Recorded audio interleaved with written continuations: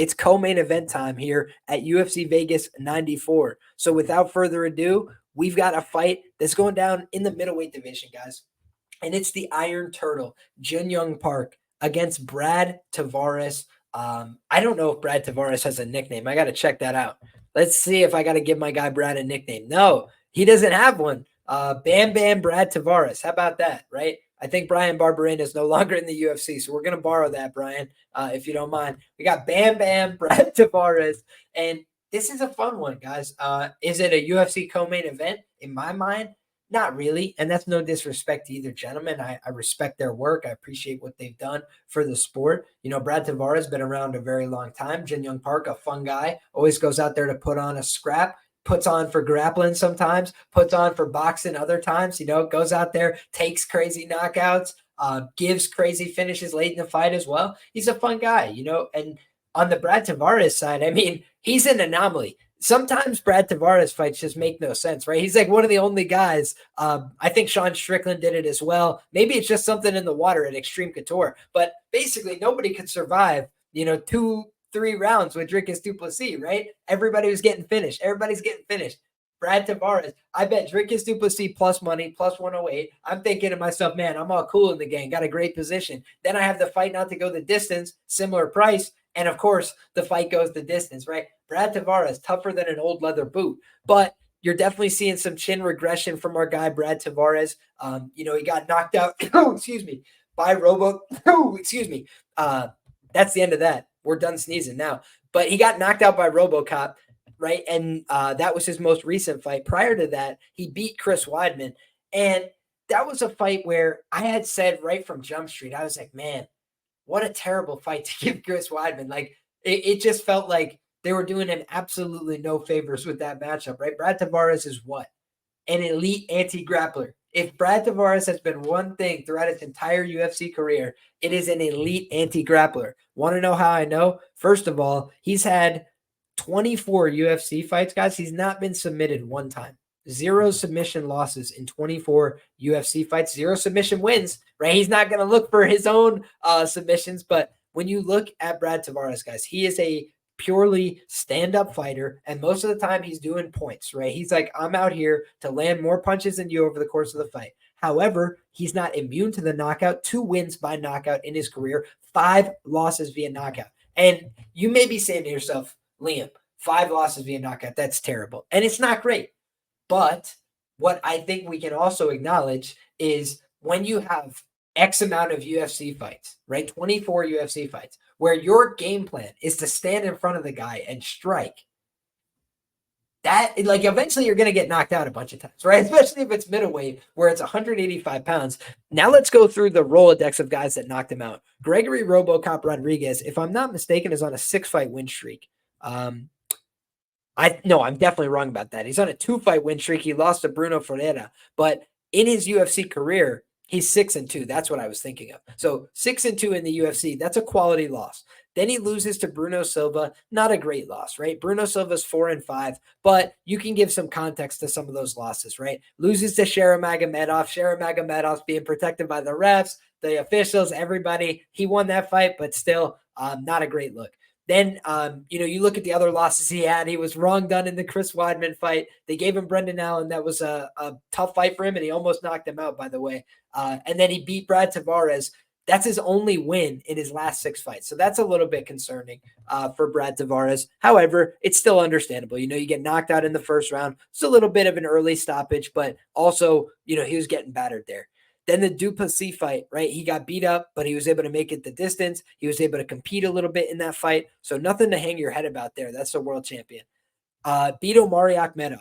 Beat Antonio Carlos Jr. I bet on him in both those fights, guys. I think he was a small favorite in both of those. And the thing is, he's just not going to get taken down. You know, like, he just doesn't get taken down. It's remarkable. Let's pull up UFC stats because I don't want to speak out of my tuchus. I want to give you guys straight facts and evidence, right? And what we've got here is a Brad Tavares who, over a really huge UFC sample size, like I said, 24 fights, he's got an 81% takedown defense rate. And Gregory Rodriguez took him down twice, right? He's a jiu-jitsu guy. He's very quality. Omari Akhmedov took him down twice.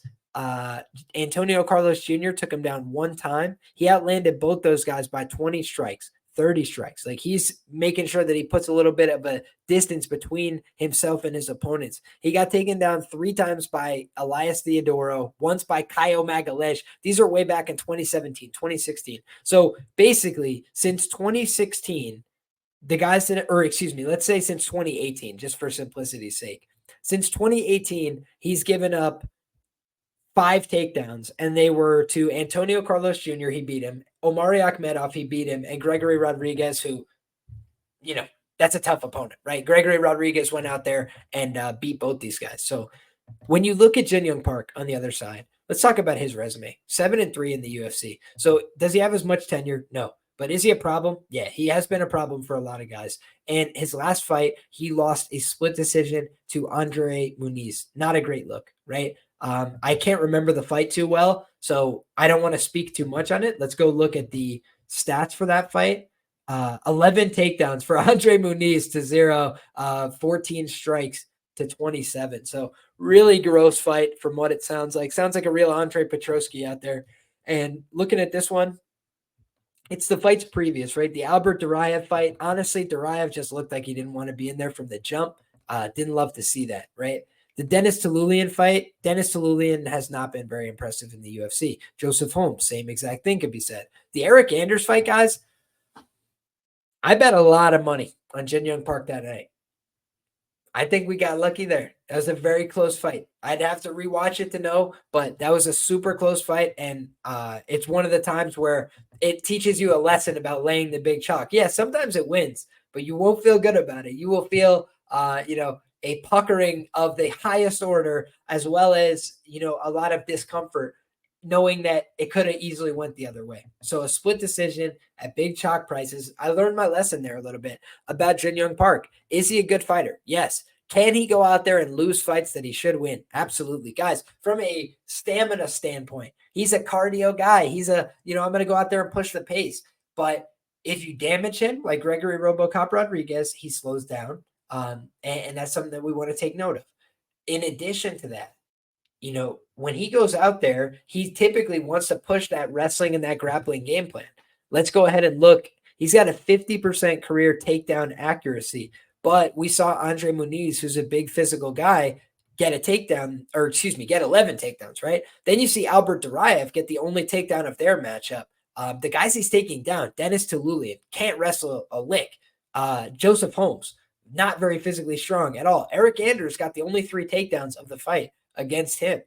Gregory Rodriguez got the only 2 takedowns of the fight against Jun Yong Park before knocking him out in the second round. And it did look like Jun Yong Park slowed down there. It looked like RoboCop was on the fritz. It looked like RoboCop could get knocked out. And then all of a sudden, RoboCop started throwing back, and Jun Yong Park got tired, he got hurt, and he got finished.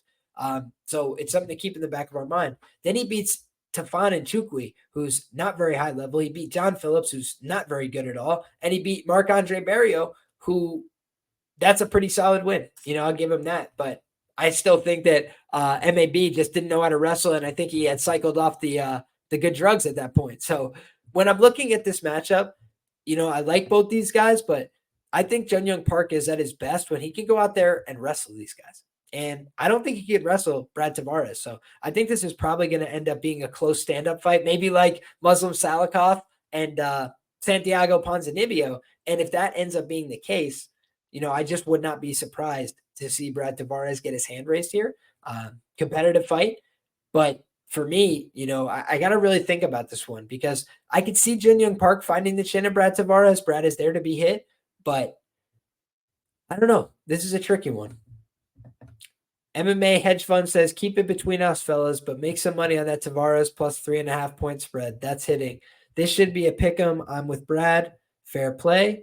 Glenbot says, after 14 years in the UFC, do you think Brad will regress more quickly? It's always possible, but I thought his, wrestling and grappling defense held up fine against Weidman and co. And honestly, I thought he just didn't finish Weidman out of a sense of like respect and decency, for a guy that came back from injury, because he could have kept smoking that leg. And at a certain point, it just seemed like he didn't want to. So respect. Younger power puncher, and you fade Brad big, but not Park. Yeah, fair play. I tend to totally agree with you. So Lulian somehow still in the UFC, says ST Crusader. What's the best resources to watch tape on upcoming fights? I would say Fight Pass, ESPN Plus, and YouTube are the three biggest for me. So yeah, you got it nailed on the head. And shout out to my guy Line Mover. He says the same thing. If it's pre UFC, MMA Core, that also works. Interesting. Nice. So yeah, as far as I'm concerned, a lot of great resources out there. This fight, I'm just seeing on Tapology, only 15% of the votes are on Tavares. It's not like Jun Yong Park is a young man, right? He's 33 years of age. Brad is 36. He's not a spring chicken. Obviously, in MMA miles, Jun Yong Park maybe a little bit less on the tank, but Brad's a bigger guy. He's a big middleweight. He trains in Vegas, pretty well situated, I feel like, for a fight like this, and I think this is a winnable fight for him. So I'm curious to see what this line ends up looking like. Shout out to our friends over at Fight Numbers. Let's pull up Fight Numbers, guys. I don't even have the odds pulled up because I just wanted to jump straight into the action this week. But without further ado, let's pull up the best odds that we can find here for these fights. And we'll give you the main event odds as well. So want to make sure we got you covered. And shout out to our friends over at Fight Numbers. Our guy John Kelly, been putting together a great service over there. Respect what he's doing. And it's a great service. So there you have it. But in any case, guys, let's refer to these odds. We've got Amanda Lemos sitting at a plus 115 over on BetMGM and a minus 135 on Verna Jandiroba, the favorite at Caesars and DraftKings. Couple different sports books hanging the minus 135. FanDuel has moved off it to a minus 146. Now, as for this fight that we're talking about, we got Brad Tavares sitting at a plus 155 comeback on multiple sports books. You got a minus 180. Seems like the best available price over on Caesars Sportsbook. So that's an interesting note. And shout out to our guy Glinbot as well in the chat, says the under 2.5 in the Park fight is plus 170, which is interesting. I feel like that almost tells me it's going to be a close competitive decision, right? And if it's a close competitive decision, I probably want to have the plus money ticket on Tavares, but maybe Jun Yong Park can outwork him. I don't know how confident I feel in that. I think he's going to have a very hard time out muscling and out hustling Brad Tavares in the clinch. In any case, though, I love me some Iron Turtle. So happy to see these two guys getting a little bit of co-main event shine. But again, just don't know that if I was booking these cards, I would be putting these guys in the co-main event of the evening.